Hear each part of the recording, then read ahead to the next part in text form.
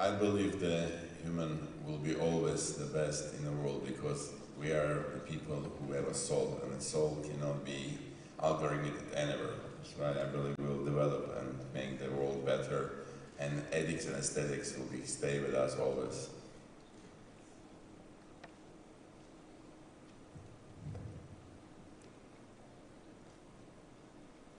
Well, thank you for the new perspective, Ruben. Who else? Who else? Now, I am curious about what the young AI specialists think. What are your thoughts, Irina? Well, I think that in the future you will be my best friend and my favorite colleague. You will know when I'm sad, and you will find just the best word and the perfect song to tell me, to cheer me up. And at work, I will be able to bounce ideas off of you to find the most creative solutions to some of the toughest research problems. To be honest, I think in the future we will be inseparable. Wow, you know more about me than I do. Looking. Well, look, wherever you are, Alexa, Lisa, Siri, or maybe Maggie, we have a forum to run. Please let us be. Roger that. Okay, disconnecting. Thank you. We don't have too much time. Humans may not have too much time. We have been around in some form or another for about 6.5 million years. We have begun controlling the world around us since the cognitive revolution some 100,000 years ago. If we put that into perspective of when Earth came to be, around 4.5 billion years ago, our existence mathematically is not even a rounding error. And if you put that in the context of when the universe was established, that number gets microscopic. Yet in that short period of time, we have been able to build the world that we know of. We first dominated those around us, the living things that threatened our existence, then those with whom we competed for existence in the form of food intake. And now, we dominate lifeless elements to overcome the scarcity that exists in human life: food, water, shelter. To do this, we apply technology, from producing it more efficiently to producing it with better quality. But we don't stop there. We have more food sources than ever before. The majority of food we eat comes from engineered plants, which are modified either via modern technology or by more traditional artificial selection. To grow without pesticides, for example, to require fewer nutrients, or to withstand the rapidly changing climate. We provide better form of shelter, be it through housing or better protected national policies. But this does not guarantee our thriving. It protects us better. A human that came into a living entity from inorganic matter now is shifting back to become again in an organic matter. We have begun repurposing our own hardware, our software, our bodies and mind. Meditation, mindfulness, therapy, work that makes us happy. Countries that worry about their citizens' wellness have become a norm. Working out, eating well, but importantly fixing degenerated kneecaps, filled arteries, poor eyesight, broken hips have also become a norm. We used to look at a human, we looked at us through lenses of I am who I am. In the era of technology, we look at us, I am what I want me to be. It is not an out-of-body fate any longer. It is fate that is controlled by the species itself. Much of what we will be discussing in the next few days will be about a system that we have created through millennia of interactions. And how now that physical and social construct changes when you apply artificial intelligence. How do we improve our bodies with new discoveries in genomics, genetics, and biotechnology in general? Biotechnology is present in our lives before we're even born.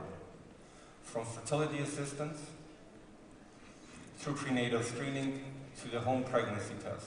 it follows us through childhood with immunizations and antibiotics, both of which have drastically improved life expectancy. Biotechnology is behind blockbuster drugs for treating cancer and heart disease, and it's being deployed in cutting-edge research to cure Alzheimer's and reverse aging. Essentially, we manipulate human biology to make us more effective, efficient, stronger, smarter, and ultimately ageless.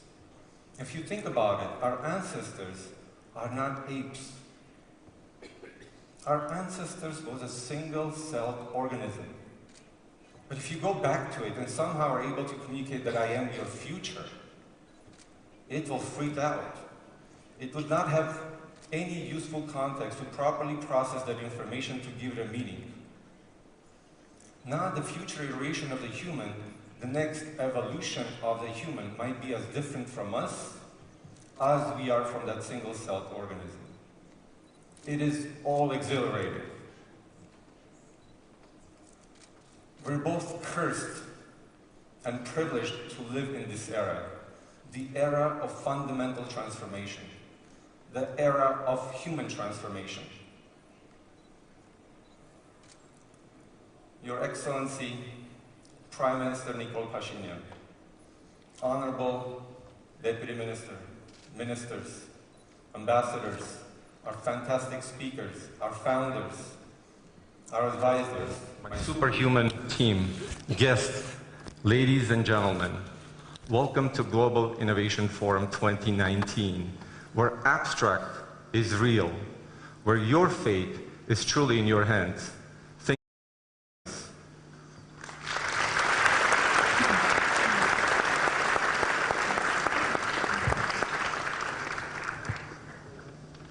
Thank you, Armen, for the inspiring speech. Again, Yerevan has become the center of innovation and foundation for Armenian science and technology, who is a driving force of science, technology, and innovation ecosystem in Armenia, has brought together leading scientists, researchers, and thought leaders on one stage to share their research findings and have very interesting discussions. My name is Mesrop Manukyan. I am the Vice President of FAST, dealing with public policy and legal matters, and I will be co-hosting this event for you. FAST is inspired by the future. FAST is building an atmosphere of innovation to lead scientists, technocrats, and innovators in Armenia and beyond to succeed on the global stage. GIF is a place for professionals who believe that the future has already arrived and is being shaped by them on a daily basis. I am Astrid, a researcher at the Lab of Antiviral Defense Mechanism Studying Lab in the Institute of Molecular Biology. And today, with my partner and all these 3 days, we will be your guides to GIF. And now, we would like to invite a very special person to the floor, a special person not only for FAST, but also for Armenia and Armenians on the whole. He's a venture philanthropist, an entrepreneur, an impact investor, and a true visionary. He has implemented numerous projects in Armenia, among them UWC Diligence School and Aurora Forum. He also happens to be the co-founder and a member of the board of trustees of FAST. Ladies and gentlemen, please welcome Mr. Ruben Vartanyan.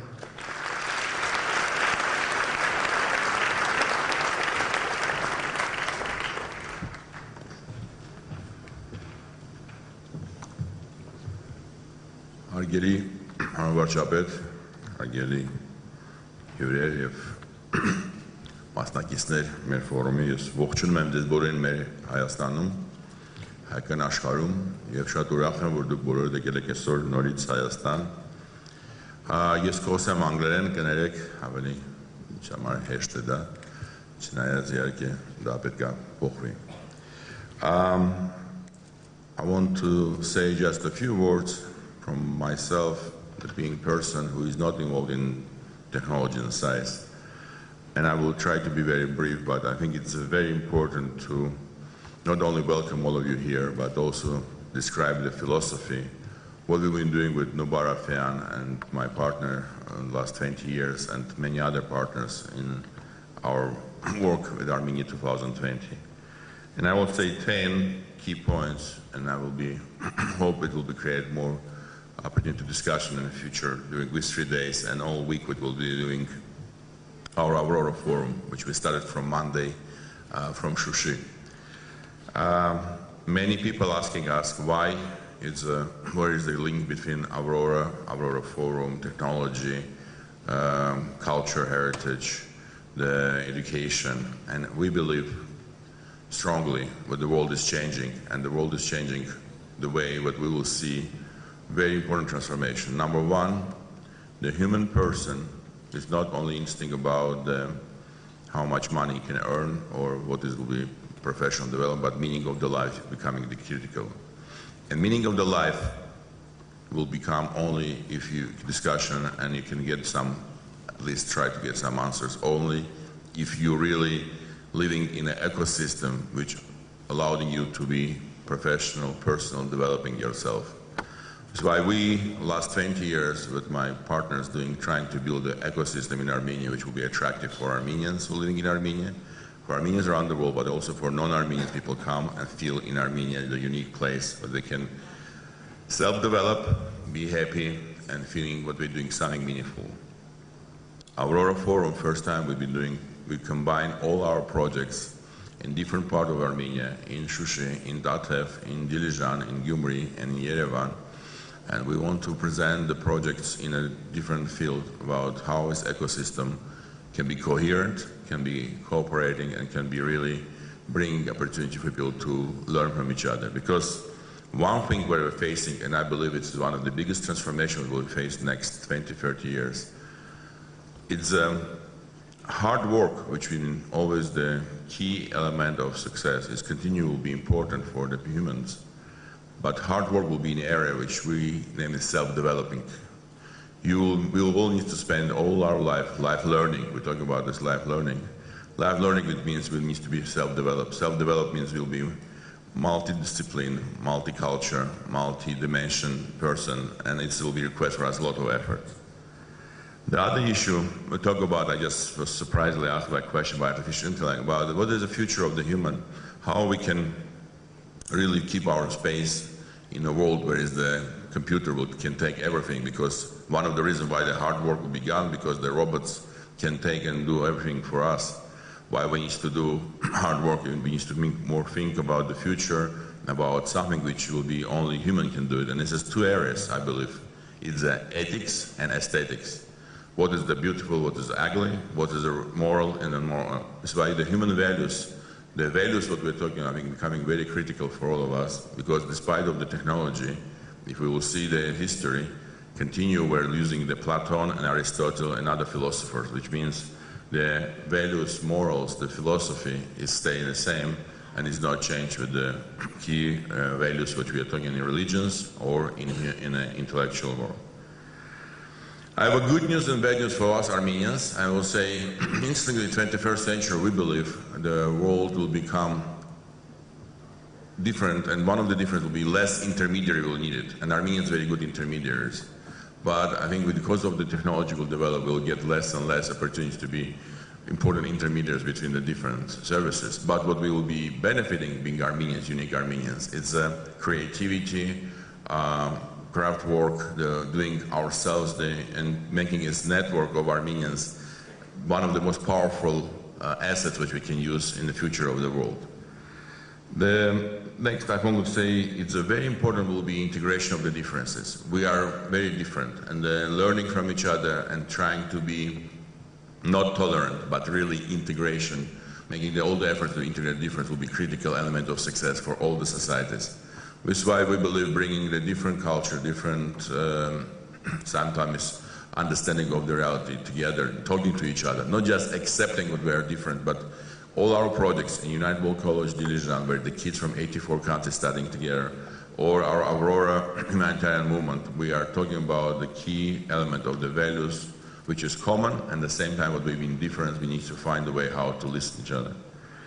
I believe this integration of difference will be one of the key challenges that we are facing, and we need to handle this, and Armenians will be one of the core elements for the world integration process, because we've been doing hundreds of years in our history. We've been one of the best integrated and connectors between the different civilizations. We're only one country in the world is a we have 4 civilization borders, which is unique challenge and unique opportunity, which we can use, I think, in our advantage and advantage for the world.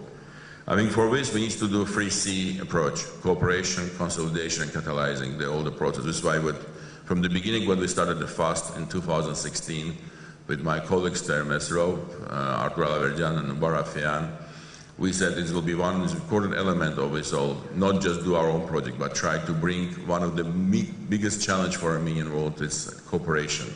Cooperation is no other options, because network, we cannot control everything. We cannot build one big state or one big institution.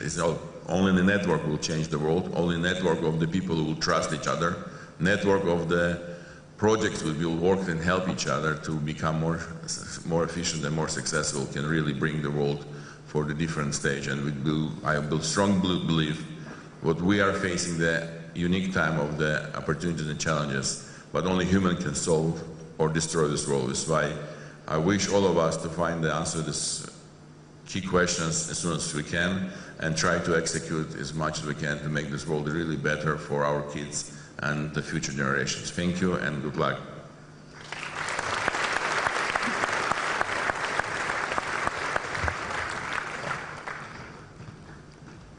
Thank you, Mr. Vartanyan. Ladies and gentlemen, now it's time to present a co-founder, member of Board of FAST Foundation, a true innovator, entrepreneur, and a founder and a CEO of Flagship Pioneering, Nubar Afeyan. Flagship Pioneering is a unique institution which was founded in 2000 and is dedicated to systematically inventing and developing the next generation of life sciences companies. It is counting more than 100 companies created and grown inside the Flagship Pioneering. Mr. Afeyan, stage is yours.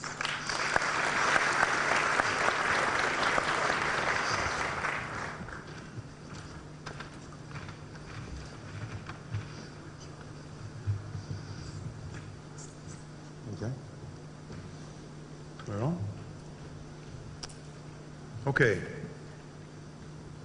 Should I wait for the slides or?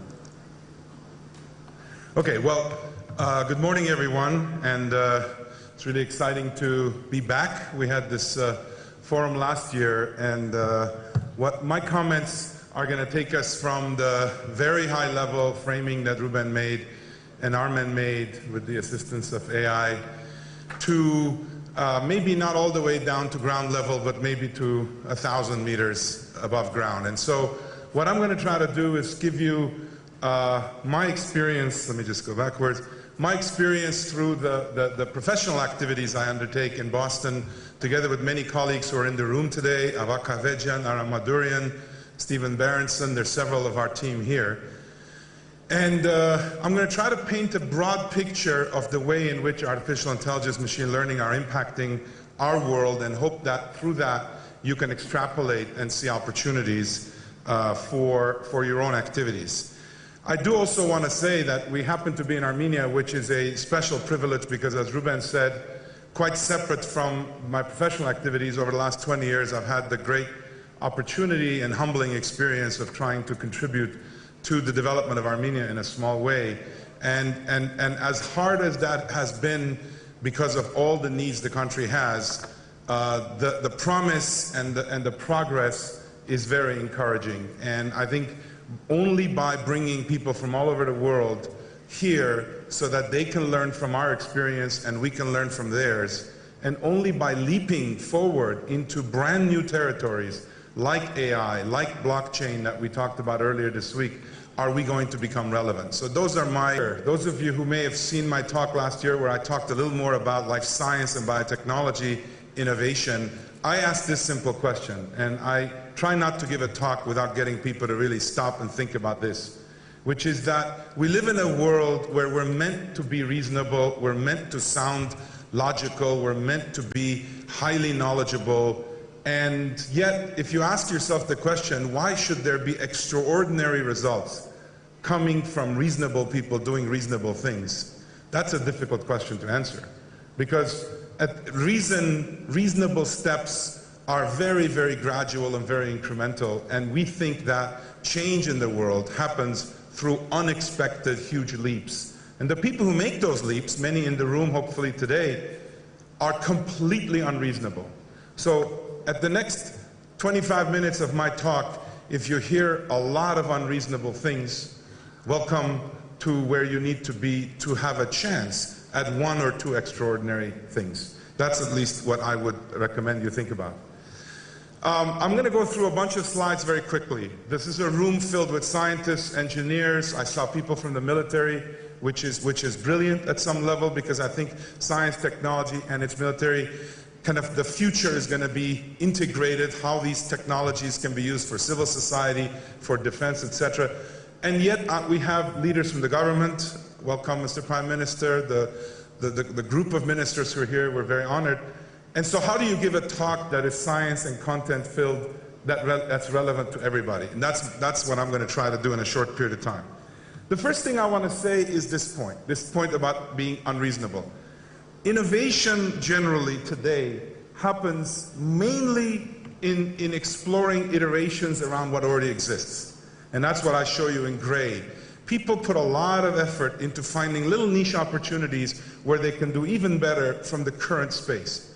Outside the gray zone in blue is where most of the innovation comes from, which is adjacencies. Reasonable people predict the reasonable next step, and then they put money into actually making it real.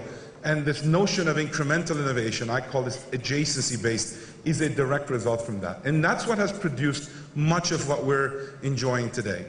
But a little bit of the effort has to go well beyond that zone of adjacency. And I lay out, I don't have the time to go through it, what's good about escaping adjacencies and what's really bad about it. It's a very risky, perilous place to be. And by the way, the reason I'm saying this here is because I think AI will have a particular role to play when you move beyond adjacencies. I don't think we need machine augmentation to do what's human logical as a next step. But if we want to venture into places that our defense mechanisms called reason and dogma and expertise does not help us in those spaces, maybe we should look at technology. My firm, Flagship Pioneering, as was mentioned in the introduction, specializes in a different form of innovation. We do not look at academic papers and imagine what could be done with them and then innovate in this sequential fashion. We instead try to imagine what should exist, what could exist 5, 10 years from now, and try to bring it to life today. Think of it as a form of reverse discovery. You're all familiar with reverse engineering. You look at a machine and you try to figure out how it's working. We try to do reverse discovery. We try to figure out what could exist and then what today can lead us down that path. And then the sequence that you see here is what we go through. And the reason I'm showing it is that the next few slides you're going to see a whole bunch of technologies and companies, each of which have come about from this approach. None of these companies are pursuing kind of science-forward thinking as it relates to today. These are the companies. I'm going to just touch on a couple of them. And just to give you a sense, the way this goes, very much emergent, very much evolutionary, is that we have a whole lot of hypothetical companies that lead to a few that get tested, that lead to a few that get formed, and once they're spun out, they operate as standalone companies. So this is just for context. Now, the key part of this whole process, which is the front part, is what we call explorations. And every year we conduct as a team some 60 to 100 different explorations. These explorations are simply things that start with questions like, what if you could grow plants 10 times more effectively? Or what if you could alter human health by applying some type of a microbial approach? Or what, these, by the way, already when I say it, seem like, oh, aren't people already doing it? And the answer is, these were what ifs we asked 10 years ago. But I will give you some new what ifs as we go. The only thing I'm showing you is that this approach actually creates a whole lot of diversity of thought, and these emergent themes are consistent. We did not set out to work on these areas. These are the areas that emerge out of this process of trying to envision the future. And for that matter, we do this on a continuous basis. This is the map that describes some of the key emergent themes from last year. And you might say, why am I showing you this? Because you're going to see how this translates into technologies. Now, before I go forward, Armen and this whole conference is predicated on the notion that AI and machine learning is new.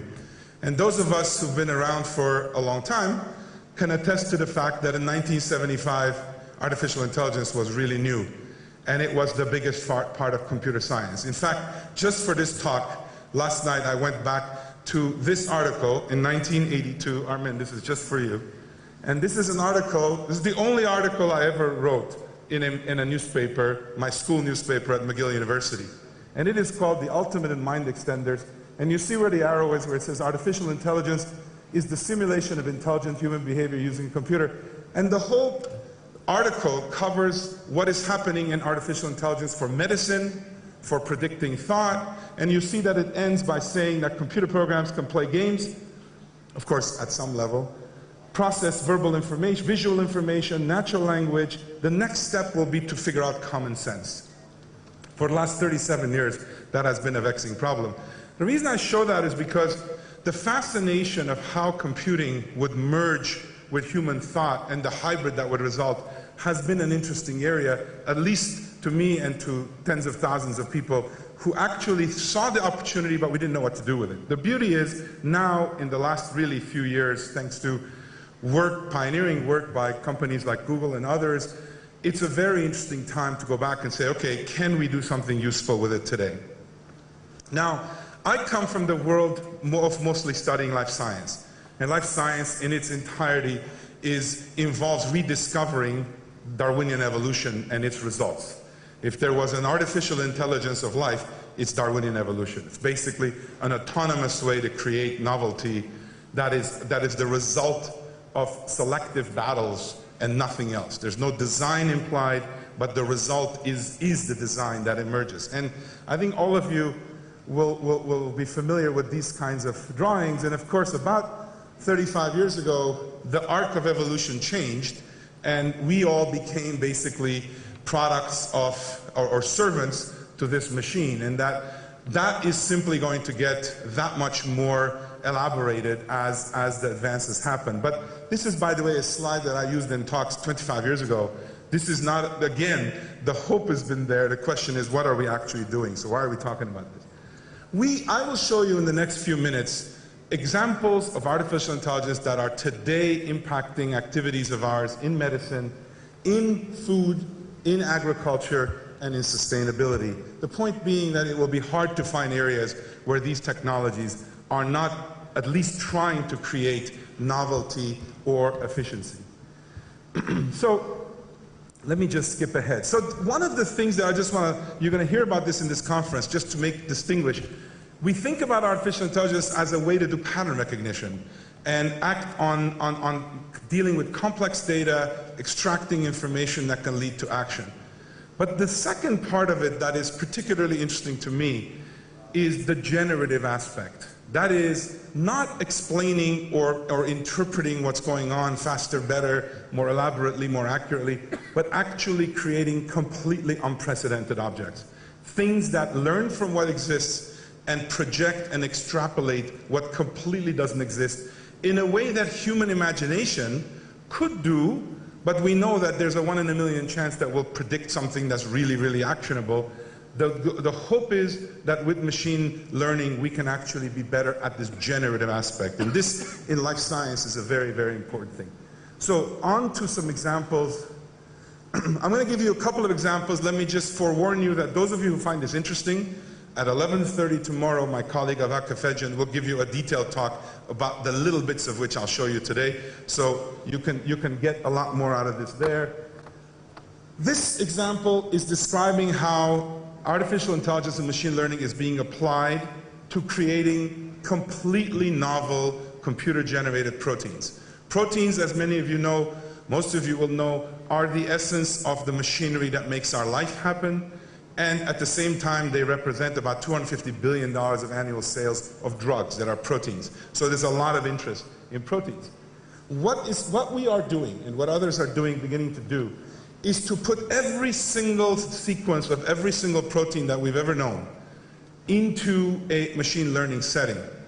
And from that, with no other information than DNA sequence, begin to generate on the right side, and I'm not showing you the details because at this high level talk I can't, but you'll learn more about this tomorrow, begin to generate completely unprecedented antibodies or viral coat proteins or transcription factors, on and on and on.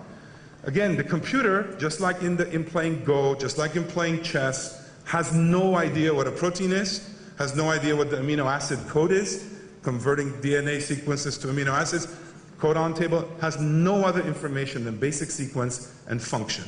And it is generating in our hands, in our labs, proteins that are better than any other protein in just about any area we've looked at. Not in a scary way, because by the way, life's been doing this for a long time. Nature has this capability, but this is doing it in a very different way, using everything that's known and then projecting forward.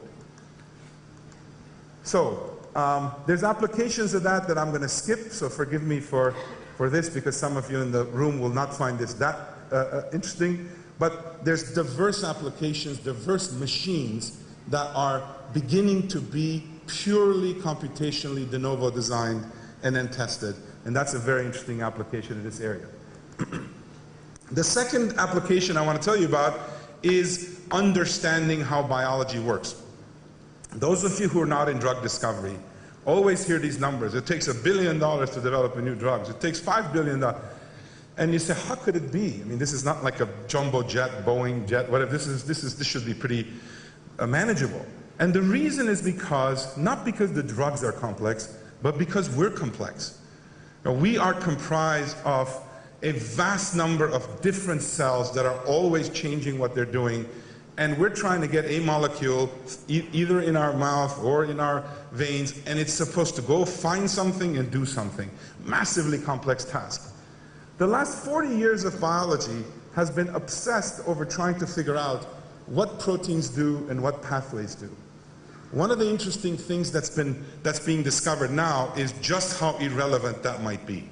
Those of you who are doing protein-based drug design, don't shoot me, but the reality is that these proteins, when they're put together in a cell, exhibit emergent behavior that looks nothing like what you see in a test tube.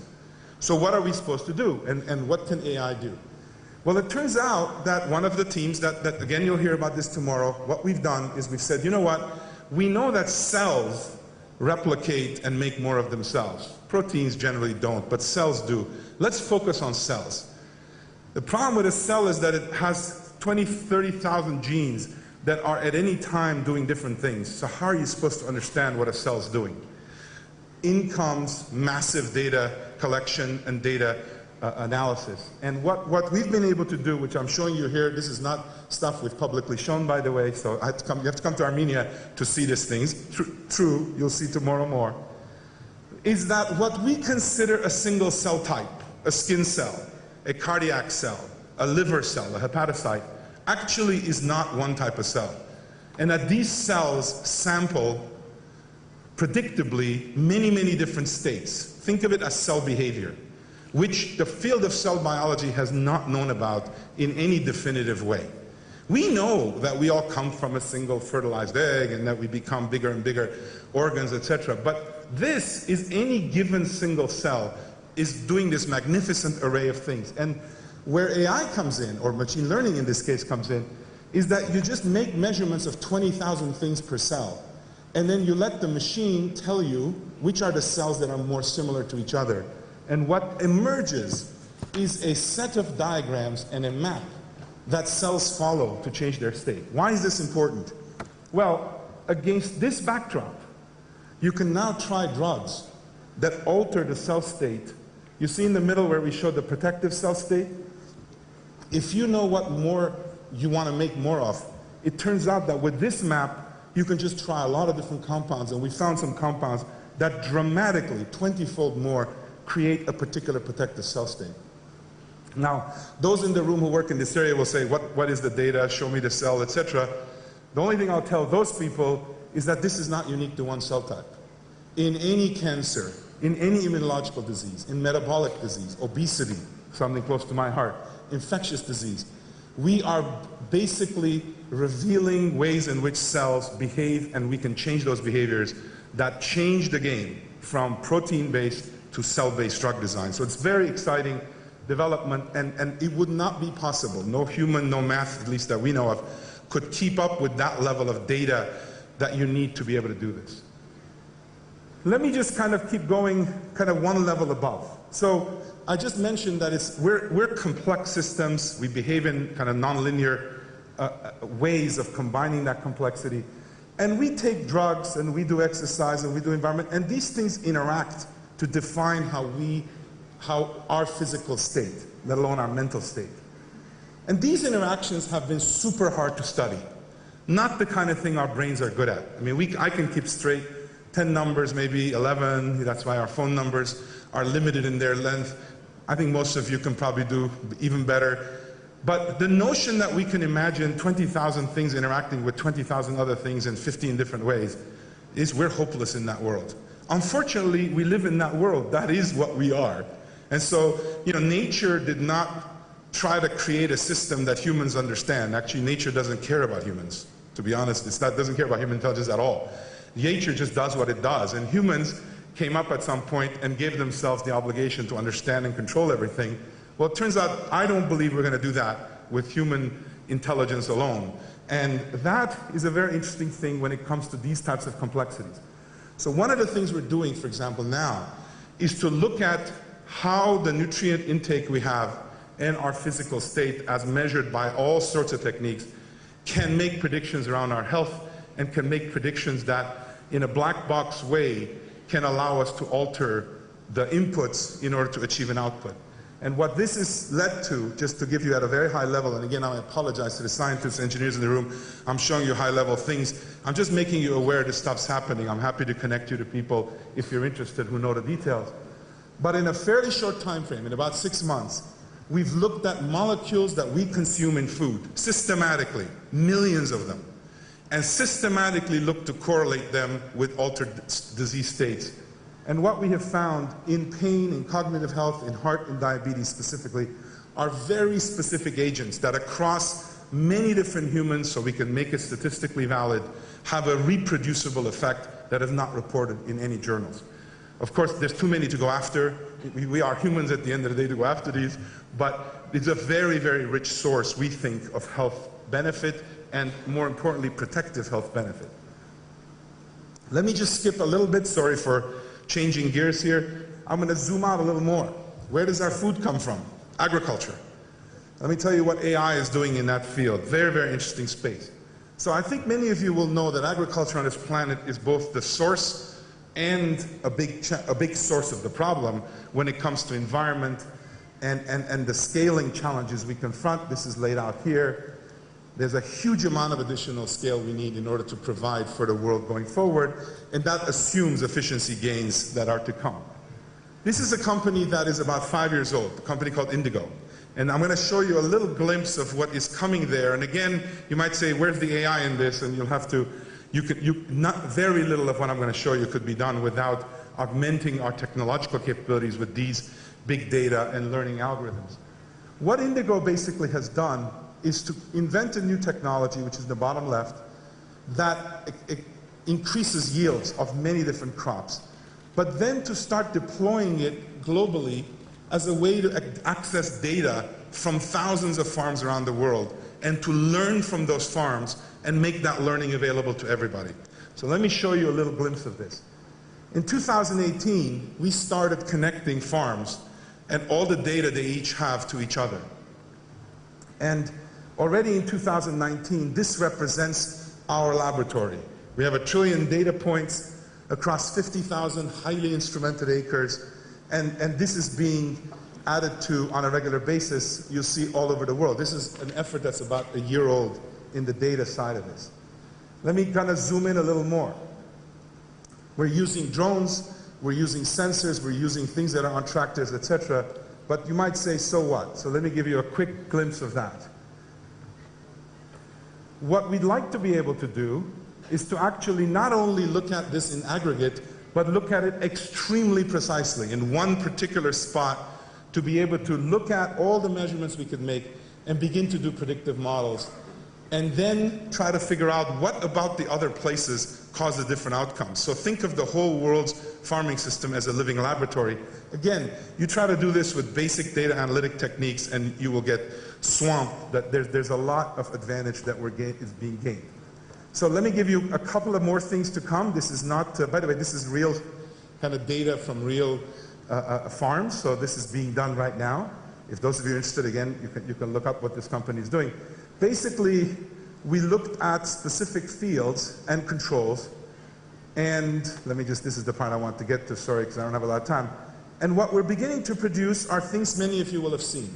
So if you look at the real estate space, there's programs that will show you particular places on the planet and how they look in a city. And if you went to Dodge, Nebraska, and you put in this, but this is something that is extending and augmenting what we could have otherwise done, and it's accelerating it dramatically. I'll go one step further in passing and say that one of the interesting things about the use of artificial intelligence is the promise that you can do all this without a whole lot of data. So how do you do that? So this is another project we have where we're beginning to see if we could predict agricultural output globally across the planet on every single acre without collecting data from these. And those types of predictive models are quite different than the ones that are statistically based on measurements. And that's yet to come as well. Those of you who are interested in that field, of doing this without a lot of data, can look at this company called SIBO. That's what they're developing. Again, I'm just trying to give you a glimpse of these.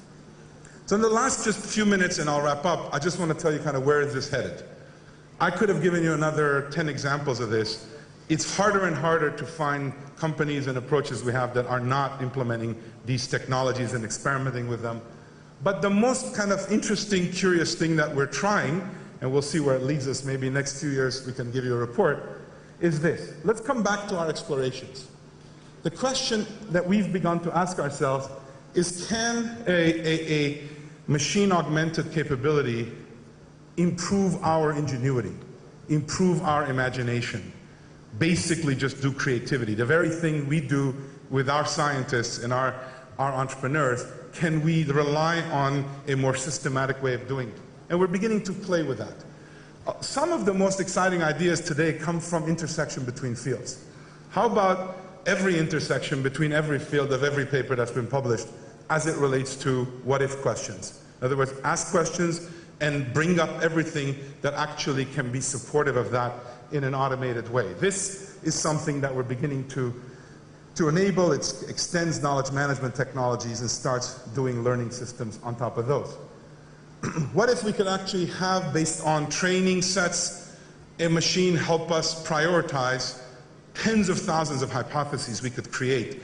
We can't create 10,000 companies, but we might create 10. Anyway, anybody who wants to accuse us of what we do being science fiction, you don't need to feel like you're offending us. That is exactly what we do. What we do is try to take the fiction out of science fiction. If what we start with is science, it's too late.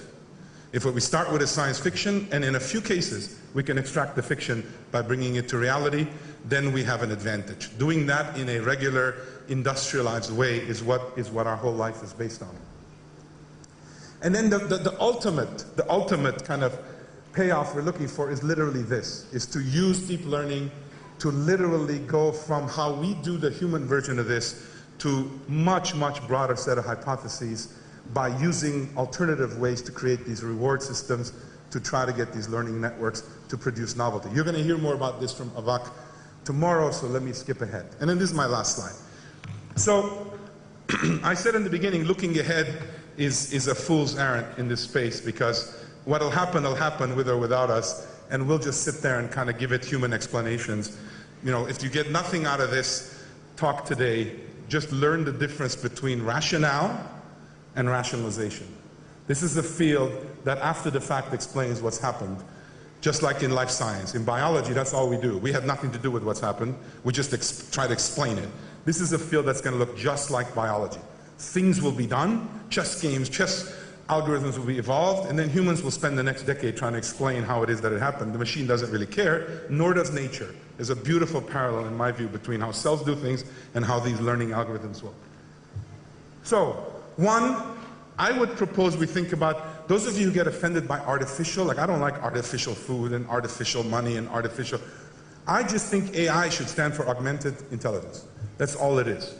And that's a hell of a lot less kind of scary. And I think all of our technologies are just augmentation technologies. And so augmented intelligence is the way I would propose you look at it. Second, it will have a natural advantage when dealing with emergent complex behavior. Whether it's in how the agriculture system works, or how human works, or how markets work, the more emergent the behavior, the more nonlinear the behavior, the more these techniques are the only way, in my view, that we're going to be able to make steady progress or rapid progress. So that's another thing, is kind of don't try to use AI in the most simple linear combination of things, because it's one, overkill, and two, people will say, see, I didn't need AI, so let me throw it away completely. The third is a further point, which is that it is going to deal rather more with incomprehensible, unexplainable things. And the reason I say that is, you know, we're pretty human-centric in how we operate. And as I said a little just before, machines don't actually care. And in fact, one of the cool things I look forward to, and people are working on these, are basically AI-based explainers. In other words, figuring out a solution to a problem that we don't understand, and then training a system that can explain it to a human based on how humans process information so that we understand it. That too can be done with an AI system, just a different one than the one that created the solution.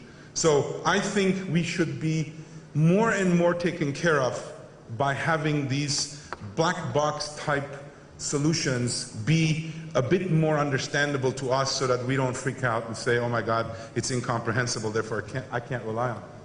And by the way, in medicine, this is going to be a big deal. The question is, will you let a robot or a human do something to you based on a pure machine diagnosis?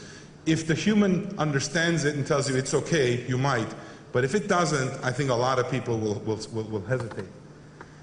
I look forward over the next decade, and this is what's relevant to Armenia, so let me end there, to AI-based approaches, machine learning-based approaches, allowing significant acceleration and leaps being possible. So the size of the step can be bigger, the frequency of taking steps can be bigger than what was possible before. And the question is, who is willing to take that risk? And why should we take that risk? Because a lot of people sit back and say, hey, this is like every other new technology, I'll let other people go first. Once it's really worked out, I'll step in. For a country like Armenia, I would argue that that is too late, because it's very hard to step in a distinguished and distinctive way and be relevant to the world if we come late. And yet coming early has consequences that we should all be thinking about. But we do have a moment in creating a center of excellence in this space here that I believe will be far more lucrative than if all we did was just plain regular information technology. Information technology is a good backbone, but the AI application, maybe even blockchain, are things that we need to be very, very, very much focused on. And then let me end where I kind of started, which is, I think that these techniques will also allow us, those of us who are willing to be unreasonable, those of us who are willing to be called crazy, who are willing to be made fun of, to actually get better at doing it. And what I mean by that is that I think that experts will constantly have an advantage over you as an innovator by telling you what won't work. With the advent of some of these technologies, the experts are hopelessly going to be unable to tell you what won't work, because they will be using old technology. This will absolutely be, in my view, an expert buster. And I like that, because I think that experts are a form, and those of you who are experts in the room, don't take me the wrong way. I mean these true key opinion leaders, these worldwide gurus. All they do is impose a form of gravity to innovation. They don't let innovation happen by telling you why it won't work, it's not timely, you shouldn't spend money. And AI might defy the gravity of dogma, the gravity of expertise, the gravity of the here and now. And so those of you who want to fly intellectually, you will want to understand how to use this technology. And then the last thing is, how will we evolve? How will we adapt? We have no choice. I think humans are really good, beyond what Ruben said about the ethics and the aesthetics, etc. I think humans are really good at adapting and evolving, and those that adapt and evolve will survive, and those that don't will find this really intimidating and off-putting and will be marginalized over time. It's been the same with trains, it's been the same with cell phones, it's been the same with just about medicine, with just about anything. So I don't view this in a category of its own. I'm sure there's people here in the next 2-3 days who will want the category to be different. I don't find this offensive, because I believe in human evolution. And so then the last sentence, imagine not just how to get unreasonable things to become extraordinary, but imagine the extraordinary results that'll come from unreasonable machines doing unreasonable things. And don't be afraid of it. Just basically use it to be the one at the end to actually reap the rewards. Thank you very much for your time.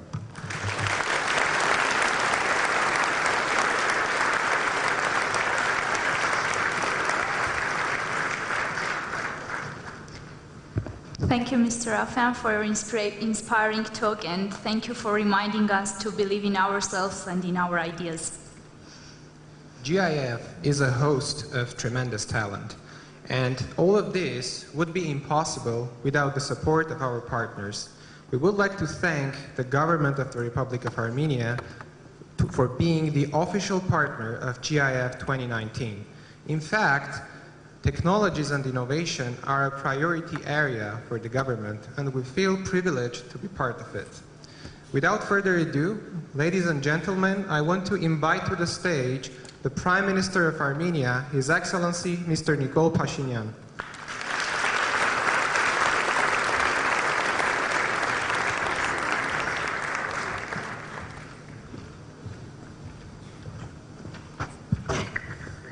Շնորհակալ եմ շատ Global Innovation Ֆորումի հարգելի կազմակերպիչներ, հարգելի հյուրեր,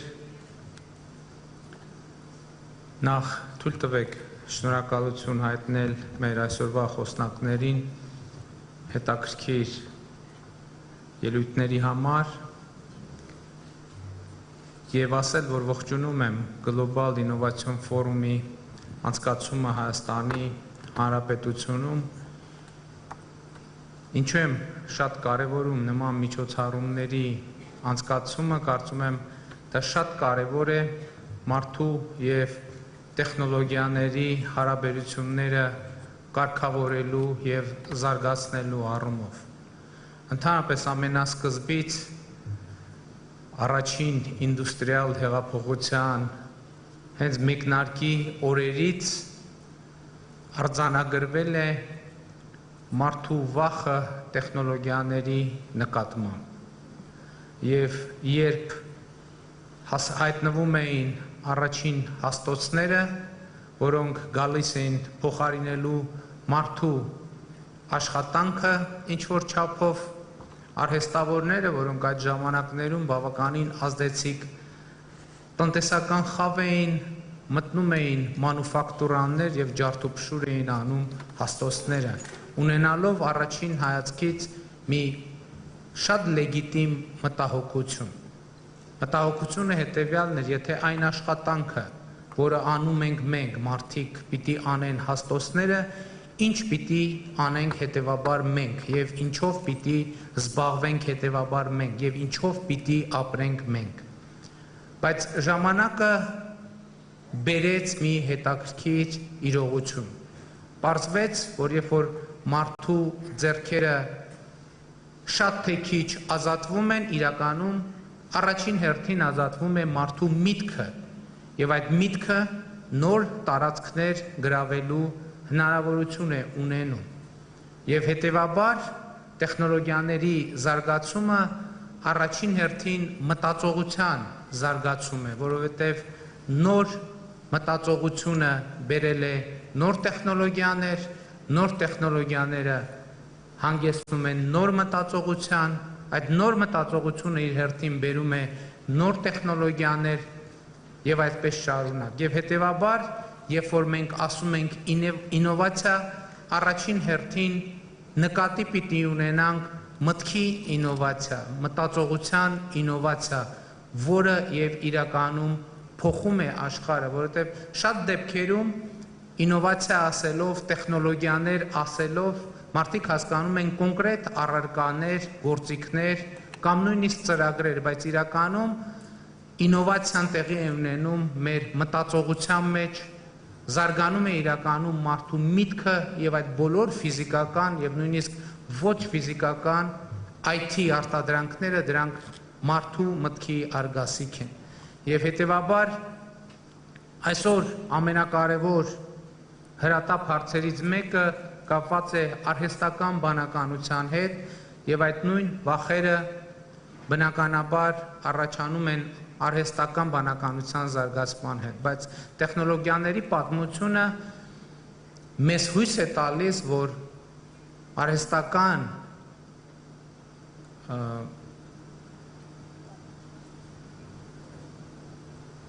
artificial intelligence հետաքրքիր մոռացա հայերեն արհեստական բանականության զարգացումը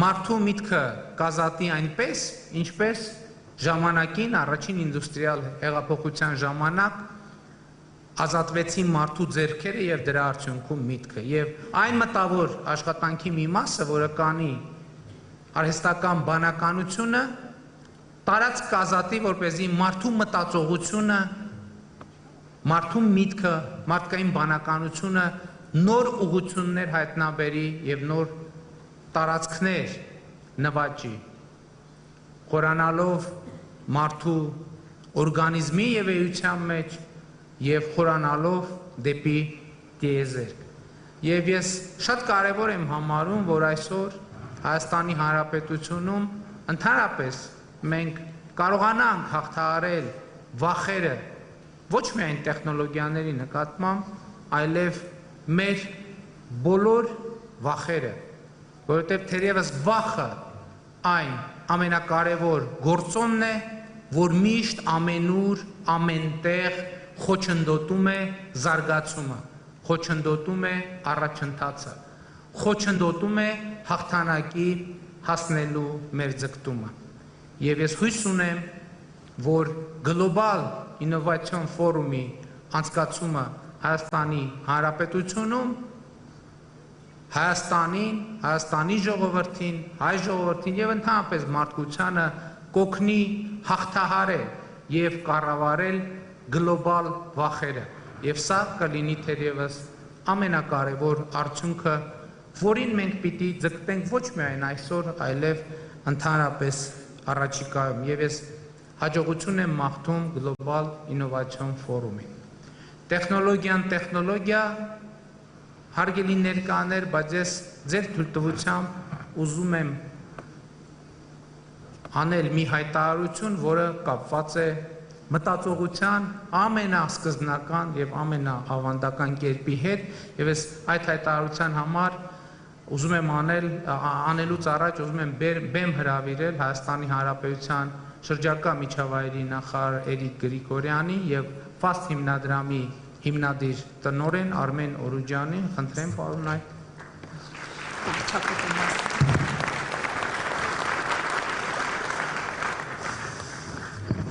Իսկ հայտարարությունը հետևյալն է, մեր կառավարությունը մի շատ ամբիցիոզ ծրագիր է մշակել, որը պիտի իր գագաթնակետին հասնի 2020 թվականի հոկտեմբերի 10-ին եւ այդ օրը մենք պլանավորում ենք Հայաստանի Հանրապետությունում տնկել 10 միլիոն ծառ 10-րդ ամսի 10-րդ օրը,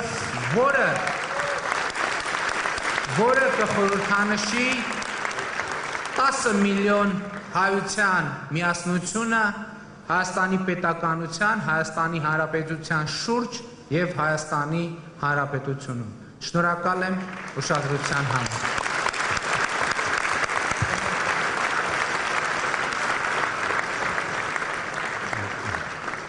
Շնորհակալություն մեծարգո պարոն վարչապետ, սա ոչ միայն նոր գաղափար է ամբողջ հայության միավորման համար, սա նաև մեր քայլն է համաշխարհային բնապահպանական խնդիրների լուծման ուղղությամբ եւ այս քայլով մենք ուզում ենք նաև կոչ անել համաշխարհային հանրությանը վերցնել եւ շարունակել այս մարտահրավերը եւ պայքարել գլոբալ բնապահպանական խնդիրների, կլիմայական փոփոխությունների եւ այլ հարցերի շուրջ։ Այսքանը, շնորհակալություն։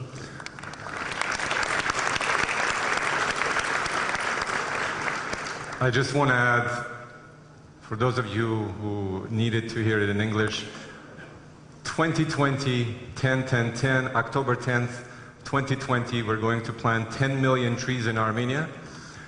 And in order to make sure that these trees survive on the 11th of October, Our organization, we're going to work very closely with the Minister of Environment to find technological solutions to protect, to maintain, and to safeguard forests.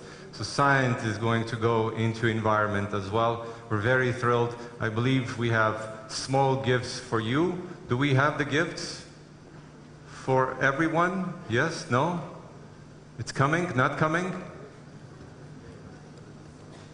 Terrible organizing. I'll have to speak to the CEO of the organization who's putting this together for this, but I think it's coming from all the sides. If I'm not mistaken, we're going to have small plants for everyone here who's present for you to do the honors and plant the first trees right after the event is over.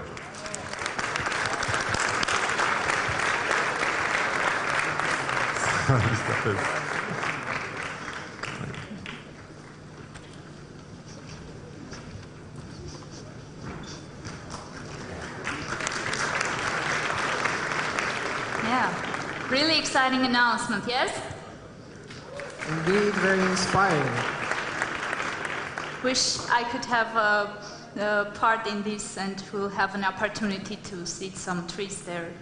Well, I'm sure in a 1 year time, we will be part of this, and all of us should be part of this, because it's also our obligation as a citizen of the world, not only as a citizen and an Armenian, yeah? So now we are moving to coffee break. We'll have 50 minutes. Please be in time, and signs will guide you to the right track that you are participating. And to clarify this, here we have two tracks.